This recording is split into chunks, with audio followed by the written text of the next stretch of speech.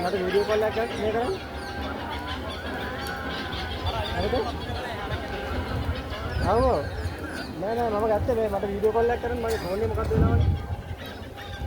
Video call එක video එක කරන්නේ. වීඩියෝ කෝල් කරන්නේ.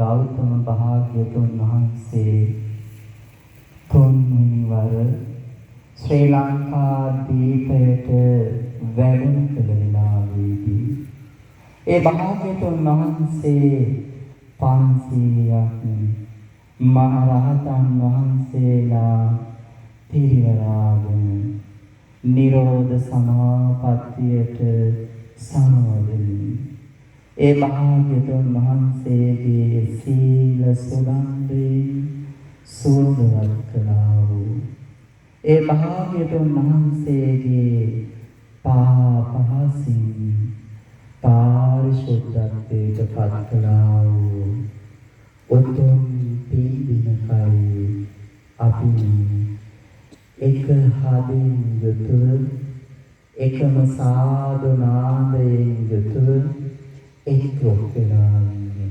එතකොට සියලු දෙනාම දන්නවා එදා දුටුගැමුණු මහ රජතුමා මේ ශ්‍රී ලංකා ධර්මතලයේ එක්සේසත් කරලා කල්පනා කළා ඒ වහන්සේගේ දෝණයක් ධාතුන් වහන්සේලා බුද්ධ අධිෂ්ඨානයට අනුව වැඩ සිටිනා වූ ඒ සෑ රදුන් මම ඉදිකරන්නට ඕන.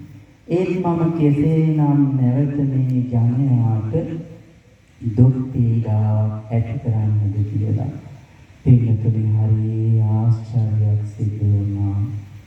දුටුගැමුණු මහ රජතුමාගේ මේ සිත දකින්න දෙවියන් ඒ වගේම බුද්ධානුභාවයෙන් මේ සෑ රජාගේ ඉදිකරන්නට අවශ්‍ය වූ ගාඩොල් රන් රිදී මුතු මණිකාදිය මේ ශ්‍රී ලංකා ධර්මඵලයේ ඒ ප්‍රදේශවලින් පහළ වීමට යෙදුණා. පින්තුනි එදා මහ රහතන් වහන්සේලාගේ අවවාද අනුශාසනාවලට අනුව දුටුගැමුණු මහ රජතුමා මේ චෛත්‍ය රාජානන් වහන්සේ ඉදිකිරීමේ කටයුතු ආරම්භ කරලා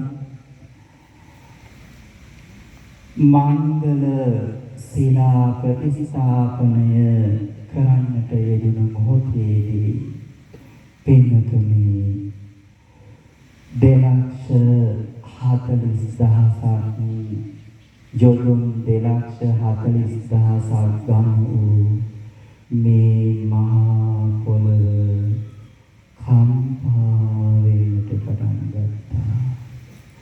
මිනිසුන්ගේ දෙවියන්ගේ නාගයන්ගේ සුභර්ණයන්ගේ බ්‍රහ්මයන්ගේ සාදු නාදයෙන් මේ දසදහසක් සක්වල ලෝක ධාතුවම කම්පා වෙන්නට පටන් ගත්තා.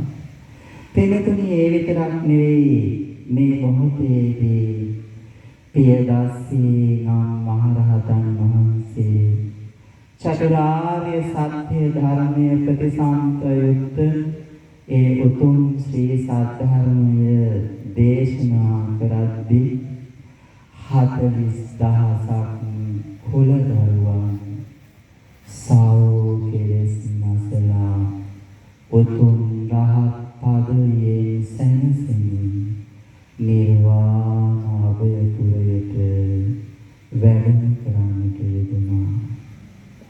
40 පූර්වකව පිළිගන්නවා ඒ උතුමන් වහන්සේලාට සියලු සැනසෙල්ල පිණිස අපි මේ සිදු කරන පින්කම හේතු වාසනා වේවා කියලා අපි සාදු සිතින් ආශිර්වාද කරන අතරට අපේ මේ පූජනීය පින්කම සාර්ථක කරගන්නට වැඩමකට වදාළ ශ්‍රී කල්යාණ යෝගාශ්‍රම සංඝේ පූජනීය ලෝක ස්වාමීන් වහන්සේ නමක් වන රුහුණු යෝගාශ්‍රමාධිපති ත්‍රිපිටකාචාර්ය ත්‍රිපිටක විශාරද අතිපූජනීය ගුරු දේවෝත්තම නම කියන්නට අවසරයි බුලත් සිංහල ලෝක ස්වාමීන් වහන්සේ අපේ පාද නමස්කාර පූර්වකව මේ